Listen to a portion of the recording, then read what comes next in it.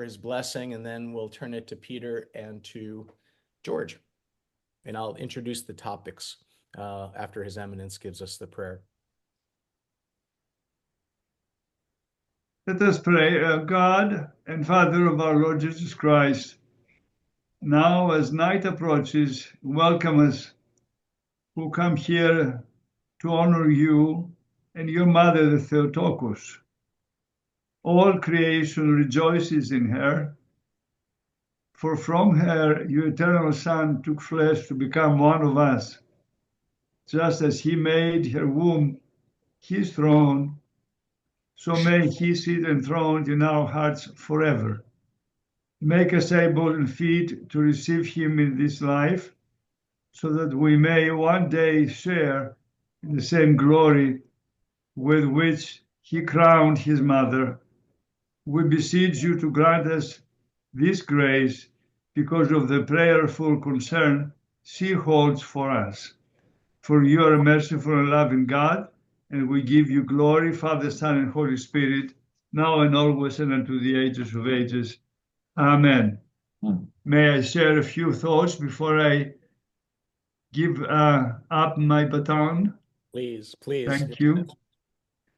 A warm welcome and good evening to all of you. Indeed, this is the final segment of this very interesting and very engaging discussions that we have had in the Parish Leadership Ministry. And tonight, the webinar, I think, is on 5P, if I'm not mistaken. Ministry Effectiveness and Welcome Teams. I'm grateful for your participation as we focus on enhancing the ways in which our parishes serve the faithful and those seeking to know Christ. It's quite trite sometimes to present these ideas to each other, but it's very important that we continually remind ourselves of our place within the body of Christ. The success of our parishes depends on offering quality ministries that address the diverse interests and spiritual needs of all ages. While the activities of their ministries may differ, they are united in a common vision, that which is to express our love for Jesus Christ, to serve others, and to grow in our faith. It is truly a blessing that many of our parishes are experiencing tremendous interest and growth, with a record number of catechumens preparing to embrace Orthodoxy.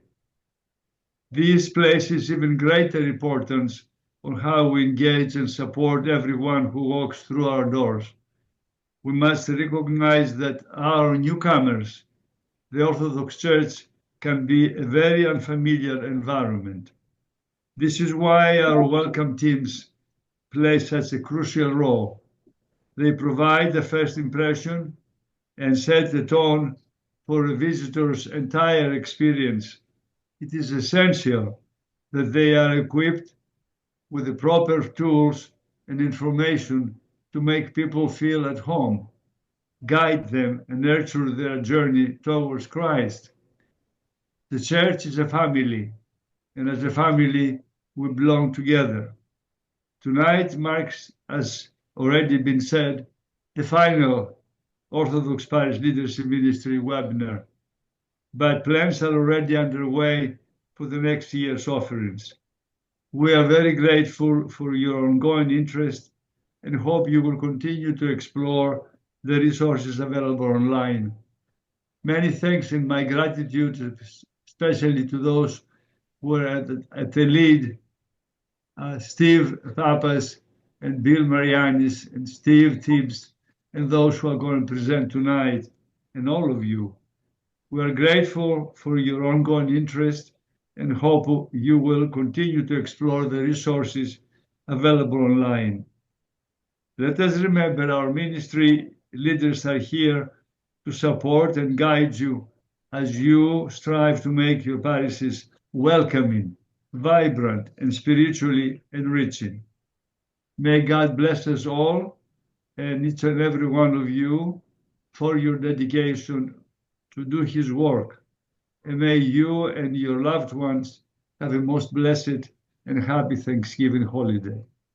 Thank you. Thank you, Your Eminence. Thank you, And Father. as always, thank you. Thank you for joining us this evening. Your presence is so valued. So as His Eminence mentioned, the 5Ps, a framework for effective parish ministries, and Peter was going to kick us off tonight and not only talk about his experience at his own parish, but working with other parishes. And we know that we all have a rich set of ministries, but all ministries need continued evolution and strengthening and improvement. So Peter, if you are ready to take us through the 5P framework. And what we'll do is we'll break for questions after Peter speaks, and then George will cover welcoming committee. I also encourage everyone to use the chat to ask any questions or make any comments. And then again, we'll also break for any Q&A. So Peter? All right. Thank you very much, Steve. Thank you, Your Eminence. It's an honor for me to be here. Thanks, everyone, for joining. We're going to talk a little bit about ministry effectiveness. I'm going to start sharing my screen here. Is everyone seeing that okay? Yes. Okay, thank you. So we're going to be talking about ministry effectiveness. The 5P process hopefully will be more meaningful to you when I'm done speaking here in the next 25 minutes or so. Again, I'm Peter Panagis. I am the Planning and Development Ministry Leader at the St. George Greek Orthodox Church in Prescott, Arizona. For those that haven't had the pleasure of visiting Prescott, it's about an hour and a half north of Phoenix, and it's up in the mountains. We're up at the town square is up around 5,300 feet, and the mountains around us are around 7,000 feet. Our church is a small but quickly and rapidly growing church. In fact, we've outgrown our facilities, and we had the pleasure of having His Eminence visit us along with His Grace and others, and they had a chance to see just how vibrant our community is. One of the things that we've been working on, and certainly one of the things that I have a passion over, is ministry effectiveness. And my ministry, the planning and development, is really focused on two things. And if I were to simplify it, the first thing is that I work with the parish council, parish leadership, to help to understand what are the most important and high priority activities that the church should be pursuing. We do this through a number of different ways: strategic planning, 5P ministry effectiveness, and so forth. And then once we make those decisions on where those priorities are and where we're going to put our funding, then I work with the different ministries and the project teams to make sure they're effective in actually getting the work done. And I'll be honest with you, it's that second piece that is probably the most challenging. Whether you're a church or a business, getting things done, getting projects to go well is difficult. And so what we found is that our ministries are at the core of so much of the work that we do, but making sure that those ministries are operating as effectively as possible and have support when they do have large projects to run is critically important for them. So I'm going to jump into the presentation. Tonight, we're going to talk about, why focus on ministry effectiveness? Why is it important for us to even talk about it? I'll give you a brief overview of 5P. None of you are going to walk away as experts after this, but hopefully you're going to walk away with some curiosity about wanting to do more in terms of ministry effectiveness at your own parishes.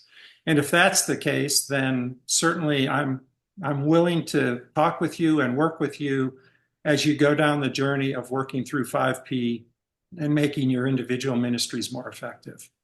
I'm going to give you some ideas on how you might put 5P into action at your own parish and give you some of the lessons learned that we've had at St. George in Prescott. And then finally, I'm going to spend a little time talking about how I might be able to help you get started. And we'll give you my contact information if you want to reach out. And then finally, there's an appendix that will be attached to the presentation. And we've actually gone even further with 5P And there are some samples of some of the assets that we've built, like 5P information plans, that would be instructive if you want to look at that when this presentation is available. So why are we focused on ministry effectiveness? I'm really glad that Bill Marianis is here because I was going to mention his name anyway. You know, I've had the pleasure of working with Bill in a number of different areas. And one of the things that we talk about is parishioner engagement. And I think it's pretty obvious to everyone that our ministries are a really essential connection point between the parish at large and the church. Our parishioners have talents and have a calling, and they oftentimes connect with the church, not only through the worship, but through the ministries, through their volunteer activities. And making sure that their experience when they do connect with those ministries is as positive as possible, you know, as we can possibly have it be, is really important. And we found that the better that your ministries are running, the more effective they are in planning, the more the parish actually knows that they even exist and how to connect with them, the more engaged those parishioners are. And parishioner engagement leads to wonderful things like increased stewardship, increased attendance, increased evangelism. It just goes on and on. One of the other things that we find is that in terms of the operating budget of many of the parishes, somewhere between 10 and 15% of that budget is oftentimes set aside for ministry work. I've even seen it as high as 20% in some parishes. So it's a significant portion of an operating budget that may not even be fully covered by stewardship. And so those are really important funds that we want to make sure that when those ministries are doing their work, that they're as efficient as possible in utilizing those funds to make that work happen. And then, you know, I think it's kind of goes without saying, but everyone benefits when the ministries effectively plan and efficiently complete their work. And that's really what 5P is all about. So we have something going on in the Orthodox parish leadership where we have a pilot program this year, which is called the 2x2. And there's 12 parishes that are participating. And these parishes are getting a deep dive look at all of the areas where Orthodox parish leadership has offerings and has services which all of you could consume as well.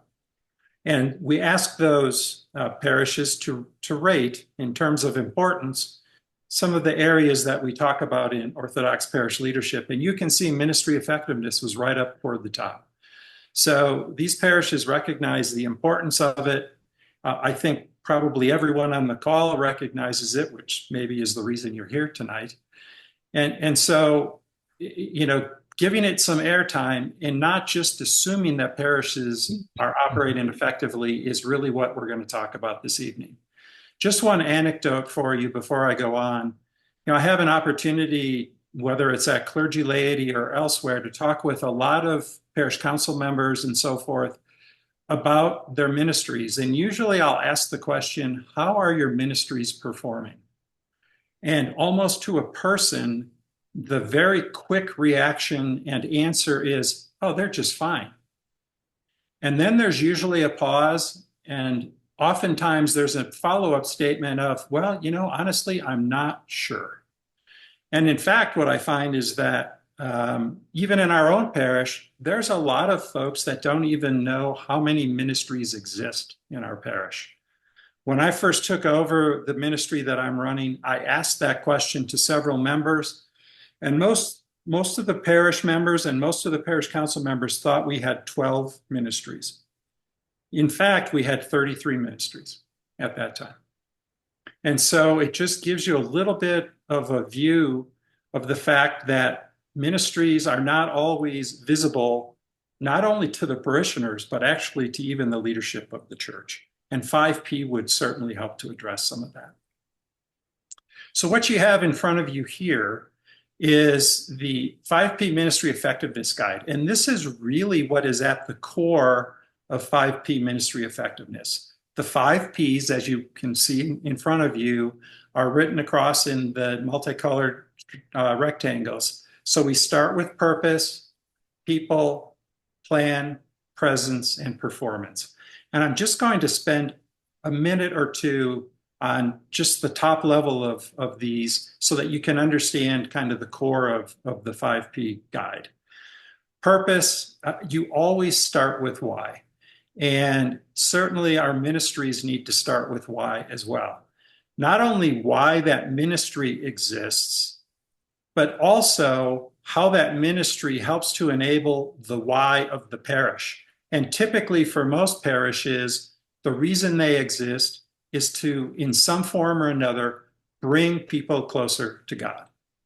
And so not only do you want to ask your ministries why they exist in terms of stewardship or in terms of any other areas that they might be in charge of, but also how are they then helping the parishioners and others become closer to God and improve their relationship with God. We'll talk a little bit about our own experience at St. George and some of the other experiences in talking with other parishes about ministry purpose. People is the next P, and that's a very important one. At the end of the day, you just want to make sure you, one, have enough people in the ministry to do the good work, and then two, have the right people in terms of their skills and experience to effectively get that work done.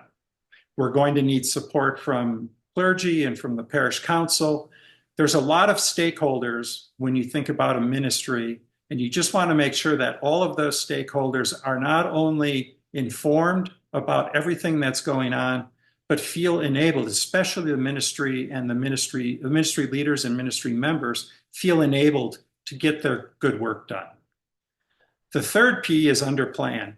And this is one where, again, from my experience, not that many ministries have what I would consider to be really much of a plan. Many times ministries have goals, and oftentimes that's where the work stops. Now, I am not looking for a 600-line Excel spreadsheet project plan. What we're really talking about here is just what are the key steps that are going to be required to get the work done that the ministry is going to attempt to get done during any particular calendar or fiscal year. And it just makes sense to take a little time to plan that work so that we can make sure it's done effectively. The last two P's are presence and performance. Presence is about communication. It's not only making sure that the ministry has an open presence to the community. In other words, does the parish even know it exists? But also that the ministry itself is communicating with the parish about the activities, and that the ministry leaders are available to talk with interested parishioners who might want to actually join that ministry and can help them to understand the purpose of the ministry and the work that's planned within that ministry going forward. And then finally, performance is really just looking at how is the ministry doing, finding tangible ways to measure progress for that ministry. This guide is meant to be a self-assessment. In other words, it looks like a scorecard, it's going to feel like a scorecard, but it's really meant to be given to ministry leaders or ministry co-leaders if there's more than one, and they would actually rate themselves. And we've created, in addition to the words that you've seen under each of the 5 Ps here, we've created a quick reference guide to aid those ministry leaders in rating themselves. So for example, under purpose, I'm not going to read the words, you can read them yourselves. But if a ministry leader was really thinking about whether or not they have really described their why, maybe they've got it down and it sounds good and everybody agrees that it's very clear, then they would rate themselves green. Perhaps they have not thought about the fact that they are also trying to help people get closer to God as part of their ministry work. Perhaps they might rate themselves yellow. The point is, we're not saying that we should have people that are out there rating the ministries, because that can feel a little judgmental, but we're letting the ministries rate themselves. And this guide is really meant to help them answer these questions. And if they feel like, I really couldn't answer some of those questions effectively, then maybe they rate themselves a little bit less than green. And it's really kind of a stoplight rating that we're looking for here, red, yellow, and green. Okay, so this is what a parish ministry effectiveness scorecard, if you want to call it that, might look like. I call it the at a glance report. This is really just completely hypothetical, but you can see the ministries listed on the left, and you can see the self rating that was done by the different ministry leaders. And so what we're going to talk about in a few minutes is how you might use this scorecard. So let's say that you decide with your parish council that you want to tackle ministry effectiveness in your parish, and that you make the ministry effectiveness guide available for the ministries to fill out. Once they do, they come back with a report like this, and now the question is, what on earth do I do with this feedback? And we're going to spend a few minutes talking about that. Before I go on, are there any questions about the guide itself in terms of the 5 Ps and how we're utilizing this from a self-assessment perspective?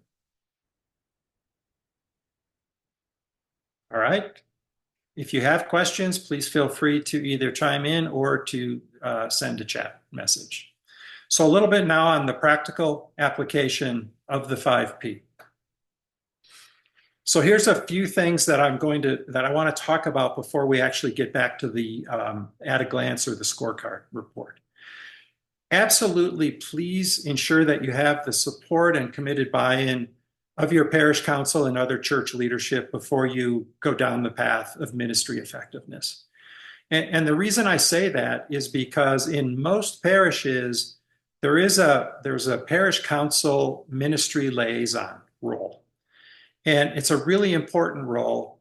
And we want to make sure that the parish council liaisons, those that are facing off to certain ministries, are engaged and supportive in this process, because we are trying to help our ministry leaders work to get better at everything that they do. And the support of the parish council is going to be really important in making that happen. We have found that it can be very effective to have a small committee, and a small committee could be a committee of 1 or 2 or 3 people, but folks that are available to support the ministries as they go through the process of working on different aspects of the 5P. So for example, if a ministry is having difficulty doing their planning, it would be really helpful if there was somebody available to them that perhaps had some project planning or project execution background that would be part of this committee that could help them with some of those planning activities and give them some tips and tricks. I wouldn't tell you that it's mandatory, but from my perspective, your 5P effectiveness program will be much, much better if you have these types of individuals available. And again, it can be a single person. I can tell you that at our parish, we did have 33 ministries. We are now down to 20 ministries. We'll talk a little bit more about that later. I pretty much face off to those ministries myself from a support perspective, and it's not overwhelming. I do have a couple of other people that can help me from time to time, but in essence, it's really a committee of 1 that is supporting the ministries. I would then hold a short meeting with the ministry leaders to explain why the parish is taking on ministry effectiveness. And I'd make sure that they understand that this is a voluntary process. If they don't want to fill out the effectiveness guide, if they don't want to participate, that's fine. But if they are interested, then just make sure that they understand this is all about loving help and support and helping them to get the work done that they're trying to get done as part of their ministry. It is not about assessments. It's not about grading. It's not about performance reviews. It's none of that. It's all about loving support.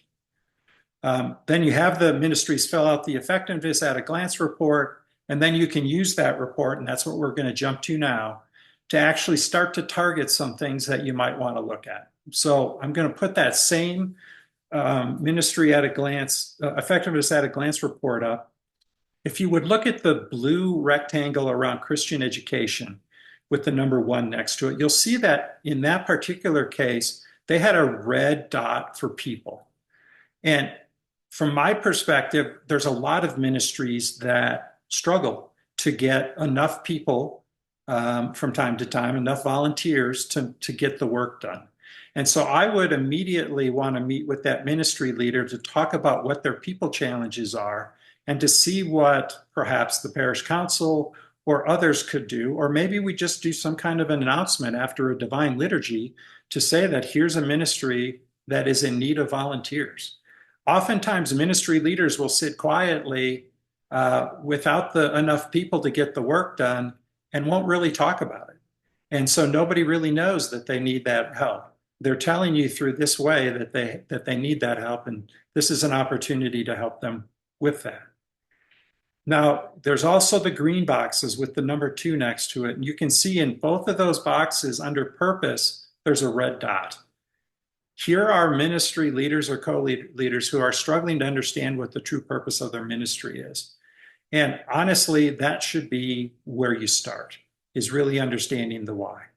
So much like you do in strategic planning, when you think about our why, which is oftentimes your mission statement, you have to think about what would the mission statement be for this particular ministry. And I would tell you that in St. George, we'll talk about it shortly, this is one of the areas where several of our ministries struggled. And working with them to clarify their ministry's purpose has been hugely beneficial to them. And then finally, I've got a red box kind of around everything. And what I would do is just make sure that all of the ministry leaders who choose to participate in the self-assessment know that there is someone there to support them in whatever area that they need to be more effective. And that's why I was saying that perhaps having a small committee to support them would be really helpful. And so that's really, in essence, how this works. I'm going to go into a little bit more about our experiences at St. George. But before I do, are there any questions with what I've talked about, in the last 5 minutes or so around putting this effectiveness guide into action? And nothing in the chat, Peter, so. Okay. All right, so a couple of things. This is not an all or nothing process. Some people look at this and say, this is too much, it's too big, all of my ministries don't want to participate. Please don't feel overwhelmed or think that this is going to be something that is this massive undertaking. Honestly, if you get one ministry leader to step up and talk about areas where they could use some help and support, you have an opportunity to improve. And that's really what this is about. Whether it's one ministry or 10, whether it's one area or all 5 of the P's that you're helping them in, it really doesn't matter. So please think of this as an incremental activity that year over year can build momentum. I will tell you that I believe all the 5 P's are important, but from my perspective, if you move from left to right, that's really what's most important. Every one of your ministries should have a crystal clear and well-stated purpose. That's not always the case, but that's fine. That's what this is all about. They need to have the people, and then ultimately they should have some goals and some plans for achieving those goals. If you can get one or more of your ministries to have well-defined purpose, people or members, and plans, you are way ahead of the game. If you can get all your ministries there, that's fantastic. You will be one of the healthiest parishes in terms of the effectiveness of the work that goes on in that parish. You can then move on to presence, which is more about the communication, and then performance, which is more about looking back and making sure that you're achieving the goals that you set out to do. And then finally, what I would say is that at St. George, and then you'll find this in other parishes that will be adopting 5P, every year you don't necessarily need to go back and revisit purpose. Perhaps you have to look at people if you've had some parishioners who have dropped out of a ministry, but most of the time you're going to spend is on updating your plans. So in other words, are there new goals for the upcoming year? And then is there budgetary needs for those goals? And that should be done in advance of whatever budgeting cycle you have. So for example, St. George is on a calendar year in terms of our fiscal year. So we've just gone through our budgeting process, and our 5P plans have helped us to take our budget plans from the ministries to the parish council, and they can see all the goals that that ministry has and can understand why that money is being spent and for what purpose. Okay, so case study at St. George. So we were, I guess, a guinea pig for the 5P process, and I'm happy to report that it's been a really excellent experiment. And it's turned out quite well for us, and it's something that is gaining momentum for us right now. I've already talked about the fact that this is an assessment process, that people can feel judged. And so it's just a constant reminder for everyone involved that this is loving support. This is not about making people feel like they're not getting the job done. This is really all about making people understand that there's somebody here to help them get the job done in very specific ways. At St. George, we asked all the ministries to participate, but we finally decided that that just didn't make sense, that there were some ministries that really wouldn't benefit a great deal from the 5P process. And so we didn't push very hard for several of our ministries to be involved and to go through the effectiveness guide. We have folks that bake the prospera. We have other liturgical needs. There were things that, we just said it might not make sense for you to go through this and to have this kind of a structure. We started the process assuming it would be completely self-service. Ministry would rate themselves, the ministry would look at that rating, and then they would figure out how they were going to get better and focus in the areas to get better. And what we found out was that was not the case, that they did need help. And that's where the planning and development ministry came in. And the areas where they struggled the most was, one, there were several ministries that felt like, they just needed to fill out the effectiveness guide, and then we would all go away and not bother them anymore. And so they thought this was kind of a one and done. And that wasn't the case, much to their surprise. And so it just took a little bit of education to have them understand that it wasn't just about the filling out the guide, but hopefully doing something with it. I talked about the fact that probably more than half of our ministries struggled with their why. And as we had those conversations with the ministries to really, truly get at why they existed and what they were hoping to achieve, we found that we had some ministries that were actually somewhat duplicate. They kind of duplicated efforts of other ministries. We found some ministries that really weren't very active any longer, even though they still existed. And so that's why we started with 33 ministries, and today we have 20. Part of that was a process of just going through these conversations. We combined several ministries, and it really worked out to be a really effective process for us.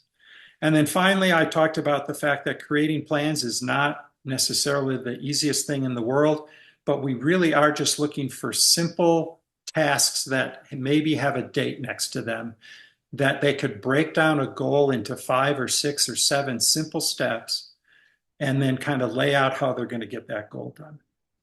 We also found that some of our ministries really just were so excited about this process that they became early adopters and really went hard after their own effectiveness. And they have now become really a support to me in terms of working with other ministries and helping them be more effective.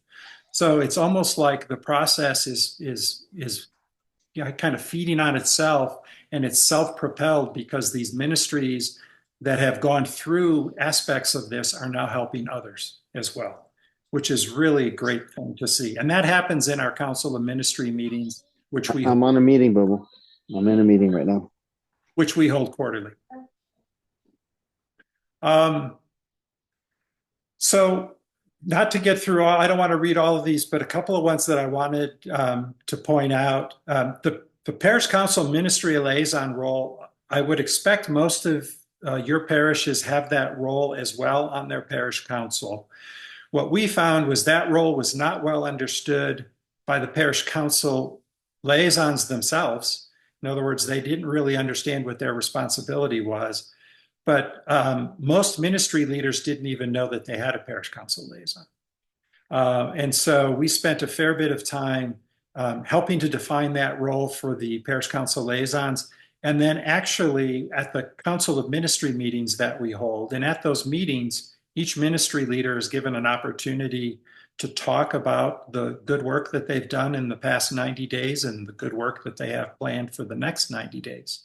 The parish council liaisons are there, and they also speak to some of the work of a ministry. So we're seeing growth in terms of the parish council liaisons really understand their responsibility to help these ministries be more effective.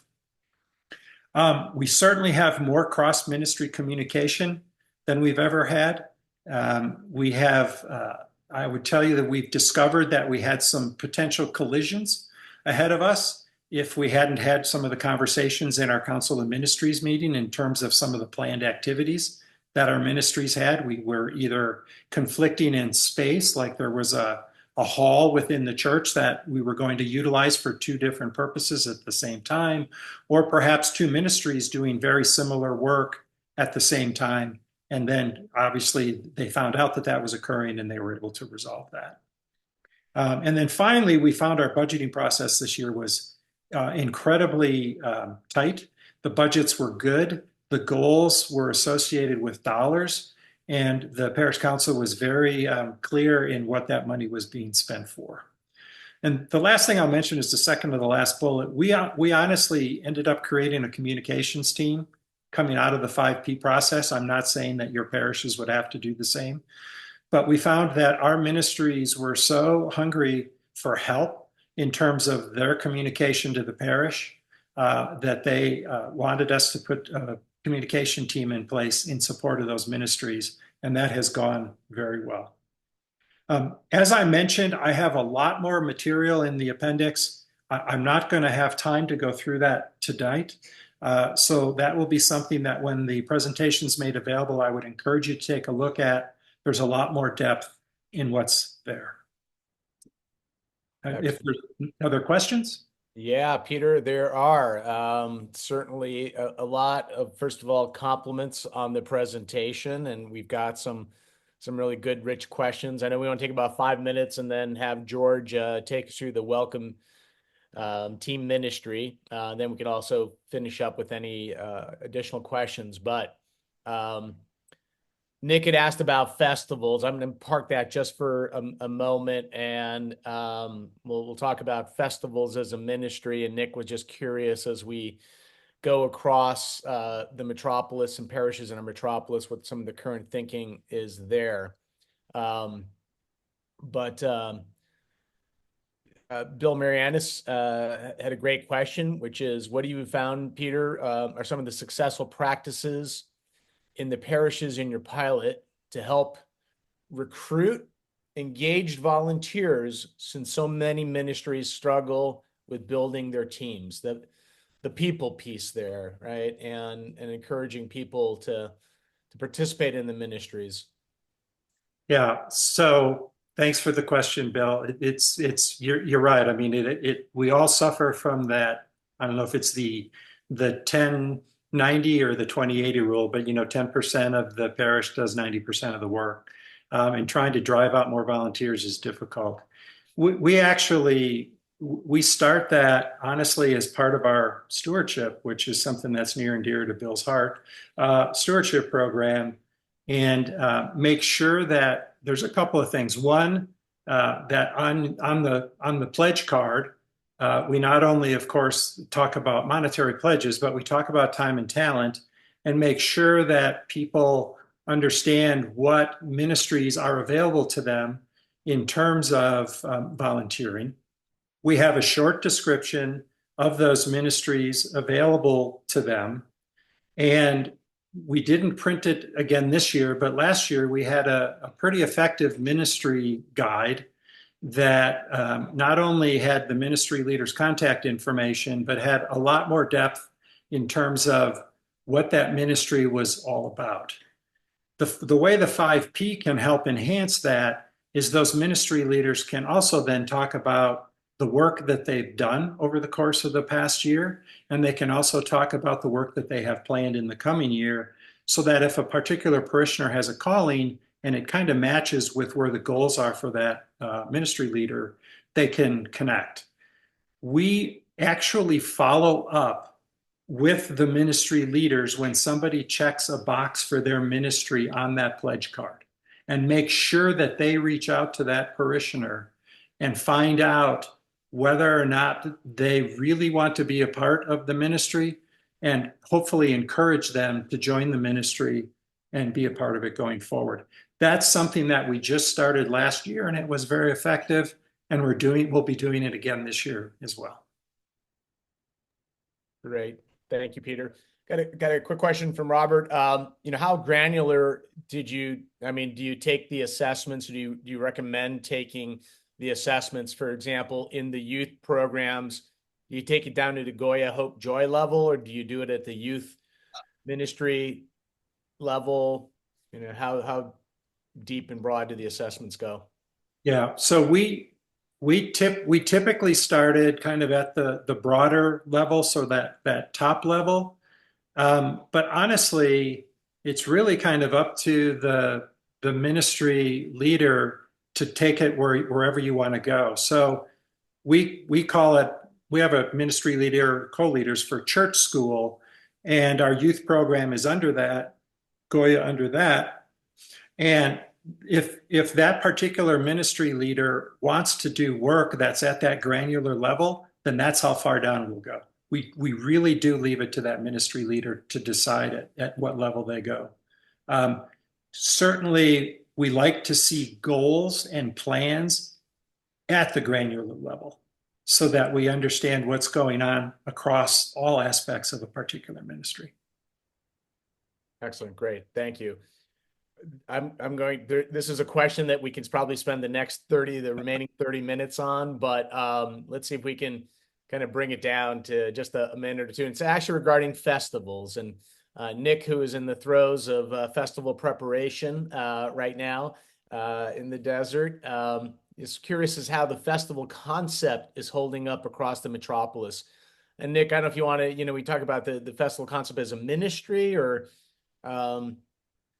if you're on, you want to come off mute, just the term concept. More of a from a ministry standpoint. Yes, we're in the throes of it, and the 90-10 rules in effect, obviously, and we're seeing many converts coming in, and I think maybe Steve, you saw that on Sunday, and we're successfully bringing people in. My concern is the workload, and they're joining. They're coming in and they're willing to work. And this will be their first one, maybe their second one. But, myself has been doing them since 1964, and I'm concerned about it. That's all. Just looking for thoughts, and maybe it's too granular and we can move on. So, we don't have to spend time on it. No, I think related to people in engagement, Peter, because there's a private chat I had with a participant who was, talking about maybe, people making room, right? Sometimes, how do you get new people, maybe even new to the faith, engaged in ministry so they feel a part of it? Sometimes that also requires, kind of breaking that I won't say permafrost, but some of that. So how do you kind of bring people in? Well, this is a segue into George a little bit. Welcome them and make them a part of, the parish ministries. Well, I wish I had the magic bullet for that one, but I will tell you that we've had a number of folks that are coming to the faith. His Eminence talked about it at the start, that we've got record numbers of catechumens. I will tell you that our catechumens are probably some of our most active volunteers, to be quite honest with you. They are fired up about orthodoxy. and they're looking for ways to make connections. I think this is something that maybe comes out of COVID because people lost a lot of connections during COVID. And there's a lot of people in the world that are looking for connections. And so I've got several catechumens now that have been successfully placed in ministries, and we love to have them because of their energy and the fact that they're so committed to our faith. And hopefully soon they'll be members, and it'll just keep going from there. Great. All right. I do want to segue and move into, because I think it fits nicely into what George is going to share with us. George Akizian, as I mentioned earlier, he heads up our Welcome Team ministry lead within OPL. George has been a former parish council president, parish council member at St. Paul's in Irvine. And George, I think I've heard your presentation, numerous times, and every time feel very inspired and what's being done there. And I know a lot of parishes have been calling you and asking for help. So for those that haven't heard or had the opportunity to hear George, if you want to take us through, I will present your slides. Okay, very good. In the slideshow mode.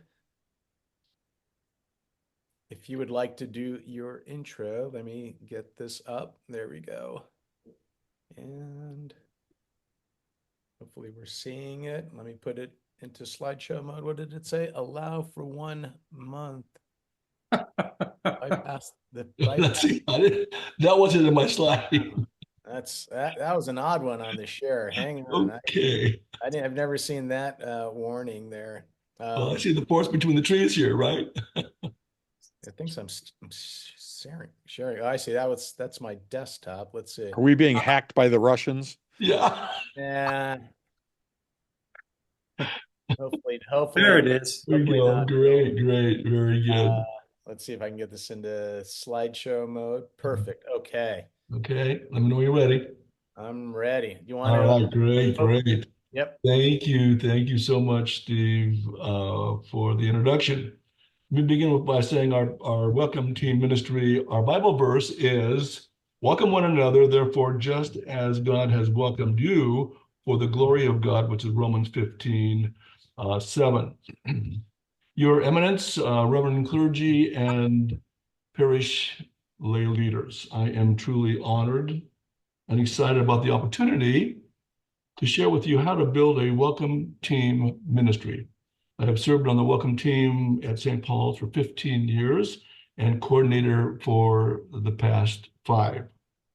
I've extensively researched Welcome ministry programs at other churches and have collaborated with Kenny Scott, who heads up the missions and evangelism ministry for a metropolis. And I have also been privileged to have the opportunity to work with Father Barnabas Powell, who is a trailblazer and about Welcome Team Ministries. And he has been an invaluable resource for me as well. I'm sure all of your parishes are beginning to receive a steady flow of newcomers and would greatly benefit by establishing a Welcome Team ministry to help you create a new and engaging environment for your parish. I've also had the opportunity to work with other parishes in our diocese, such as the Assumption Church in Seattle and also St. Haralambos Church in Peoria, Arizona. This time I would like to share with you a blueprint that would help you build your own Welcome Team ministry. So sharing the blueprint, we're going to explore the why, the who, the what, the when, the where, and how of establishing a Welcome Team ministry. So let's begin with greeting versus welcoming. Thank you. Greeting, let's start with greeting. Is there a difference? Well, you bet there is. So let's begin by defining the difference between the two. So greeting is, it's a brief engagement, a momentary connection, hello, goodbye. It's almost like a meet and greet somewhere. It can be pretty dry at times, and there's virtually no social investment in one another. Welcoming brings on a whole new meaning. It shows that we truly care. It makes everyone feel special and creates immediate acceptance. We lead with our hearts. When we lead with our hearts, we prepare the hearts of those we come in contact with in order for them to prepare them to begin to go into the narthex, say their prayers, light candles, and prepare to celebrate into the divine liturgy. And it's all about building relationships with everyone. The welcome team sets an optimistic tone. Every Sunday should seem like a family reunion. That's the type of environment that we as the parish welcome team tries to create. So who are we? At St. Paul's, we have 23 welcome ministry team members of all ages, various mixtures of young adults, families, and longtime members. We have 2 welcome team coordinators supporting one another and also creating a team effort. When we create that team effort, we can get a whole lot more done. We have 4 to 6 welcome team members. Sometimes we have 7 or 8, which are scheduled each Sunday. So you might ask, why do we have so many welcome team members? Well, there's a good reason for that. It's absolutely, first of all, it's an absentee buffer. When someone unfortunately does not show up and they can't make that particular Sunday, we have enough to continue to welcome. We hand out welcome packets, we hand out bulletins, we give orientations to non-Orthodox. We ask them to fill out the registration in the kiosk. And also, we are another layer of security. We're basically in an observation mode at all times. We are engaging, accommodating, kind, outgoing personalities, and reliable. And also, we are ambassadors of our own respective parishes. We are basically a reflection of our own parishioners. So who they see in us, they'll also see inside the narthex and also the sanctuary as well. We are church members, we're regular attendees, and also we are of the Orthodox faith. And we're also able to share our core beliefs of our faith. So what do we do? Welcome team coordinators. We recruit members. We select members. We do not ask for volunteers. We hold annual planning meetings and also training sessions. We create annual greeter schedules. That one individual that we have that on that particular team will serve 1 hour per month. And it's the same Sunday each month, whether it's the first, second, third, or fourth, you'll serve consistently throughout the year. Also, we set up greeter podium and also registration kiosk. We make up name badges, and this is my name badge here. It's not a sticky, it's not a meet and greet type of form that you put on your lapel or on your clothing. It's well thought out, and it has meaning to people when they first come and you greet them. We place bulletins on the podium and also the narthex. We manage the kiosk. We assist in inputting information into the kiosk. And also, one thing we've done away with is the registration card, because sometimes when people actually write on that card or print on it, sometimes it's not legible at all. So it becomes quite frustrating. So that the registration kiosk works extremely well. So, welcome team coordinators. We give non-Orthodox visitors orientations and seat with pew pals. We invite them to Orthodoxy 101. We briefly share our unique story, and that's the best way to connect with people, is tell your own story.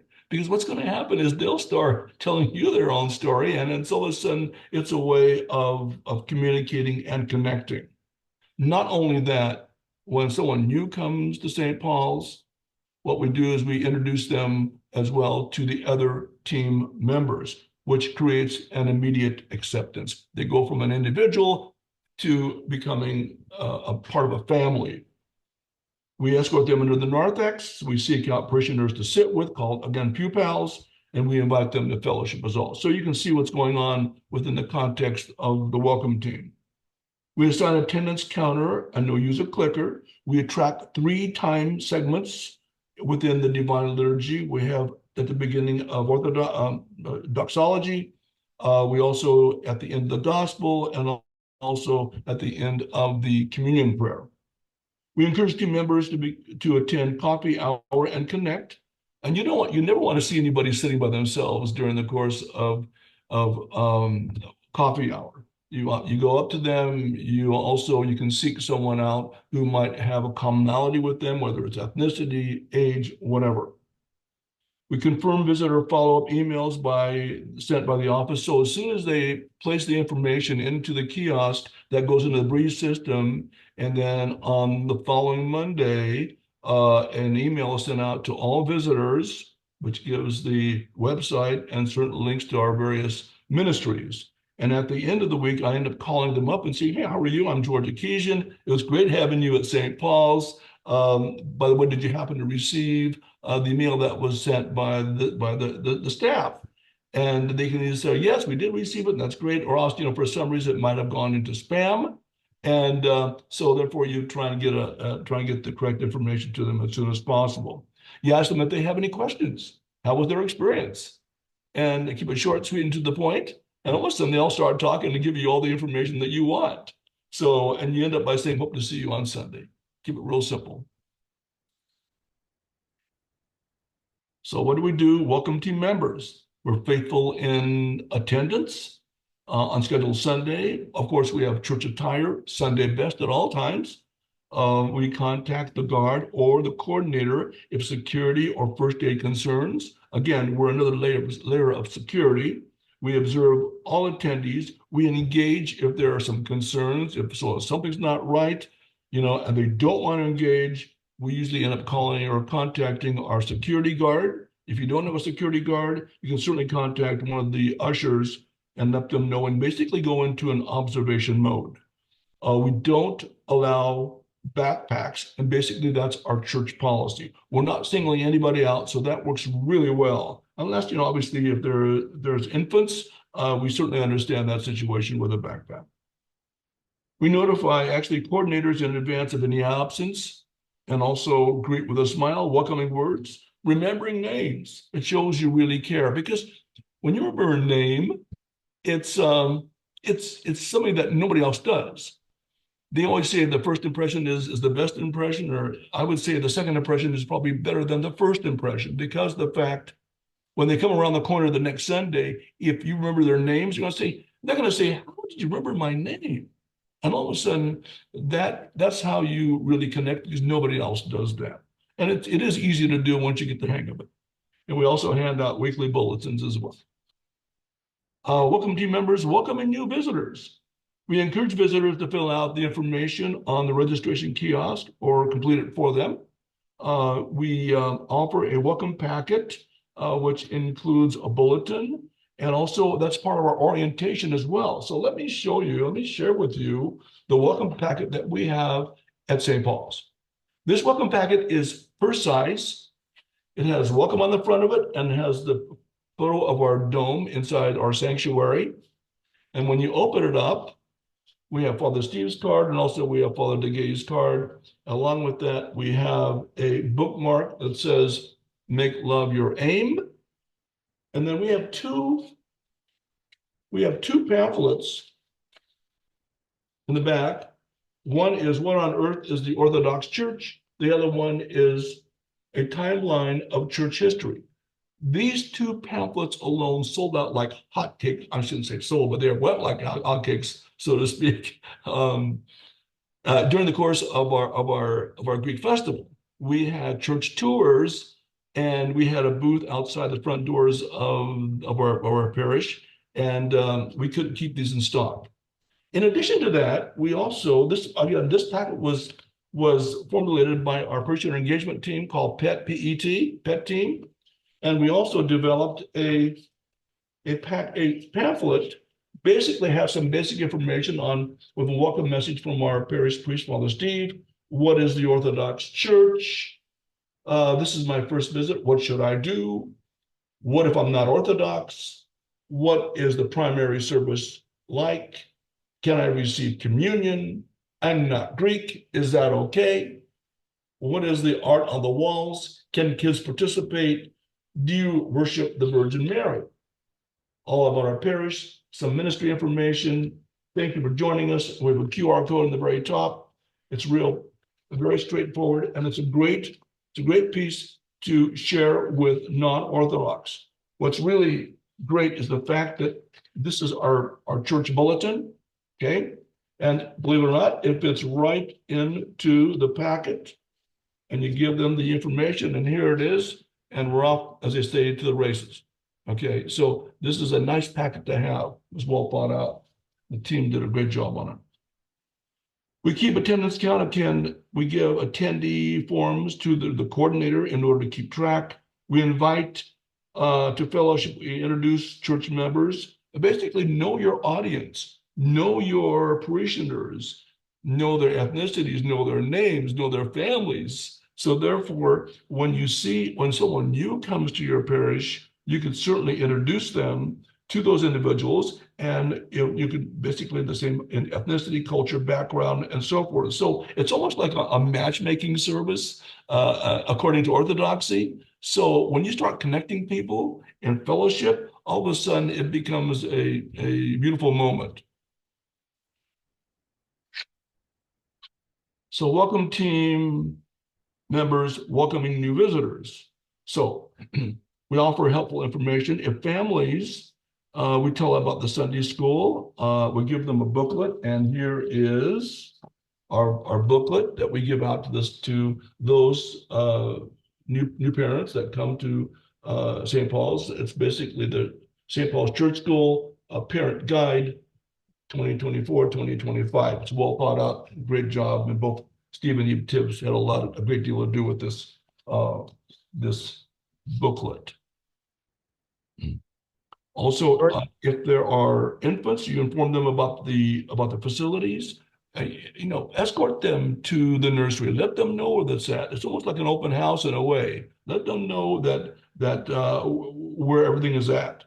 If they're young adults, you talk about the young adult ministry in our weekly bulletin, and also our good news for the month. We have a page dedicated to young adults, and the young adults ministry is growing like wildfire at St. Paul's, because the fact that we have people that are out there that are constantly communicating and thinking through the various events that they're going to have during the course of the month, the year, and so forth.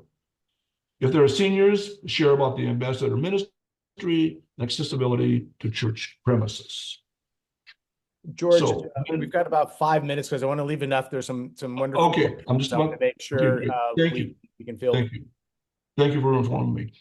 So when do we welcome? The coordinators are there from 9 to 10:45, and then because our Divine Liturgy starts at 9:30, and team members assigned are from 9:30 to 10:30.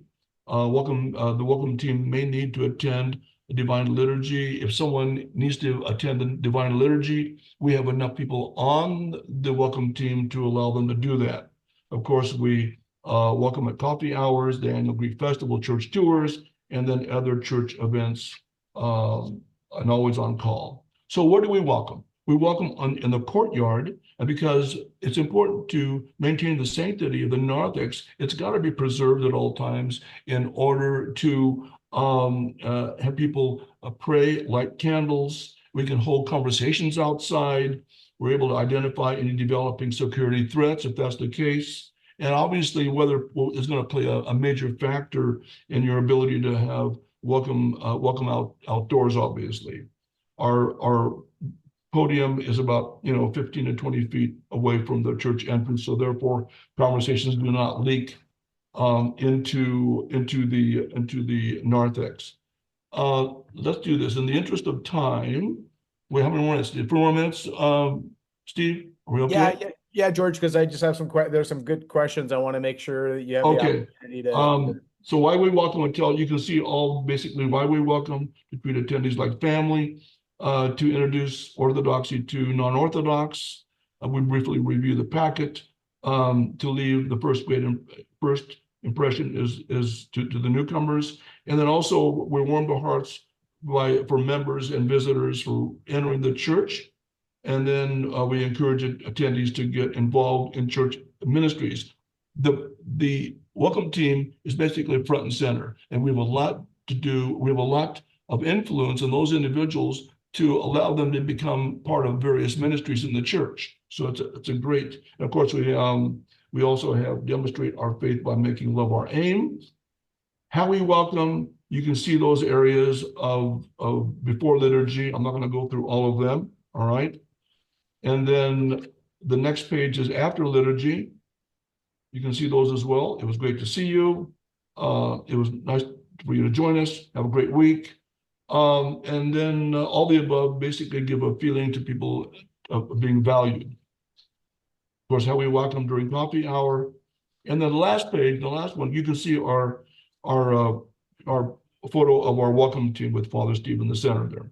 So in closing, I am grateful for the opportunity to share with you the blueprint of building a welcome team ministry, so you'll be equipped to communicate a plan of action with your parish priest and your church community. One last thing, the impact of how we welcome someone it's going to be life-changing for them, not only for them, but also for us as well. When we welcome visitors who are non-Orthodox, the feeling in our hearts should be as if though we found the lost sheep, and then it's our responsibility to lead them into the fold of Orthodoxy, and how great is that? So anyway, thank you for your time. I really appreciate that. Any questions? Oh, George, there are questions. That's why I didn't mean to rush you along. Okay, I didn't know how much time I had, so There's some great questions. I wanted to make sure okay, great.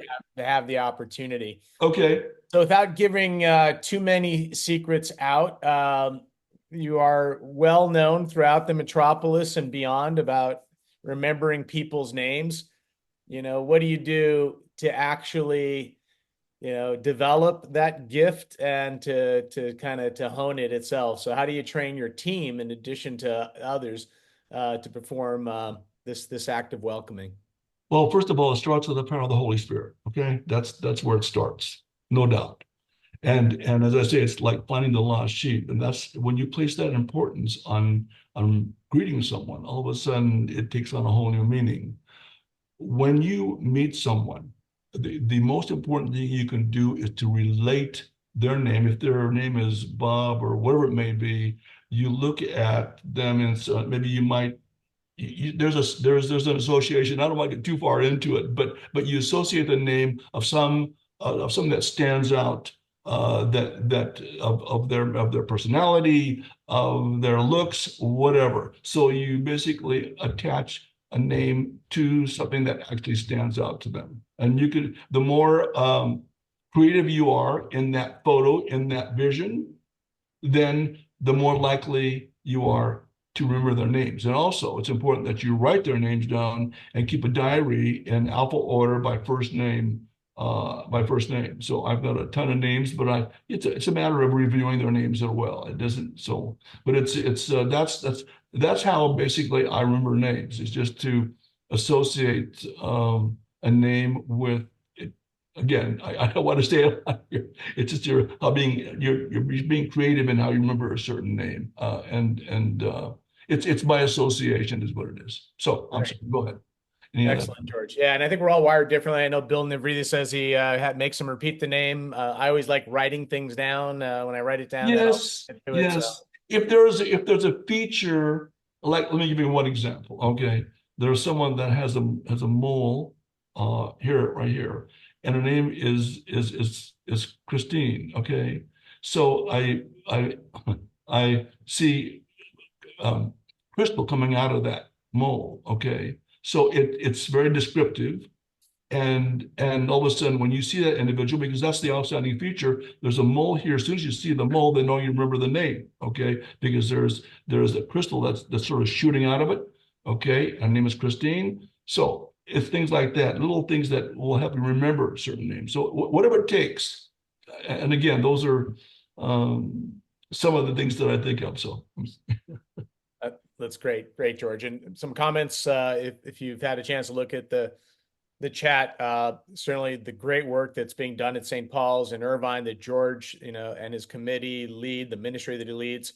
That's why Steve Tibbs had recruited George to spread the word across other parishes. So a lot of these great practices that George has really developed and incubated at St. Paul's are now available to all. So that's the purpose of what we're trying to do. George, there was a question that should the welcome ministry leaders be calling on some of the newcomers they haven't seen a church for some time. So, you do the immediate call, you have that contact, but inevitably some people kind of don't return. Do you reach back out to them? Yes, actually, we are starting a care ministry that is beginning to address that situation.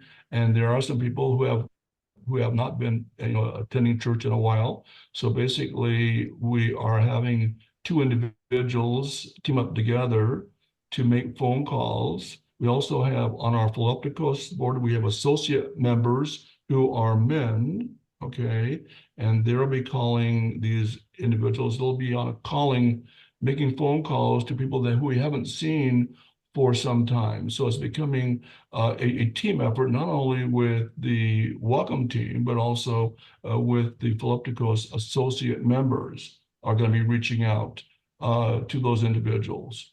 But yes, we do make phone calls and say, hi, how are you? I haven't seen you for a while. And we missed you. You don't want to put a guilt trip on them, obviously, but we miss seeing you. And so, but it's a process, and there might be very, valid reasons, whatever the case is. But I think it's important that we reach out to those individuals and let them know how important it is and how we miss them. So, but again, it takes a team to do this. Right. And one more question or comment out there a little bit, George, about Pew Pals. Yes. And how that works. And then we'll wrap it up. I think I saw His Eminence is still, thank you, Your Eminence, for staying with us. And then we can wrap up this webinar. So what you can do regarding Pew Pals, you could actually call some individuals who are going to be attending church on that particular Sunday and prep them for individuals, for non-Orthodox people who are going to be attending. And what you'll do is you'll ask the couple or that individual if they would like to sit with some, because if they're not Orthodox and they walk into the sanctuary or the narthex, they're going to be in Kansas somewhere. They're not going to recognize. They won't. More than likely, the likelihood of them coming back is very minimal. But when you team them with somebody, or else with somebody and who's Orthodox, obviously, they sit with them, they communicate with them. That individual basically, and sometime in the morning, I'll basically go into the sanctuary and know where certain people are sitting, whether they're various age groups, various families who are there, and I basically ask them if it'll be okay for me to have someone sit with them. No one's ever declined it. Let's put it that way. So that's one of the ways that we communicate with those individuals. So that's how the Pew Pal program works. It's not an exact science. Sometimes, and then you bring those individuals into the narthex. You introduce them to one of the ushers, or else you can go inside and then talk to an individual and bring them, ask them to go ahead and if they would like to participate. So we escort them. We ask them to come to fellowship. So that's how the Pew Pal program works. Again, people will go ahead and will participate on a regular basis on that. So, that's. Go ahead. I'm sorry. No, excellent. Thank you, George.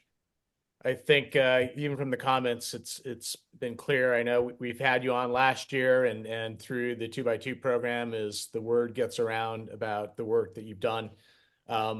As I shared in the chat, both the recording tonight, the presentation, and being able to reach out to the Orthodox Parish leadership team, via the website and reaching out to George, Steve Tibbs, myself.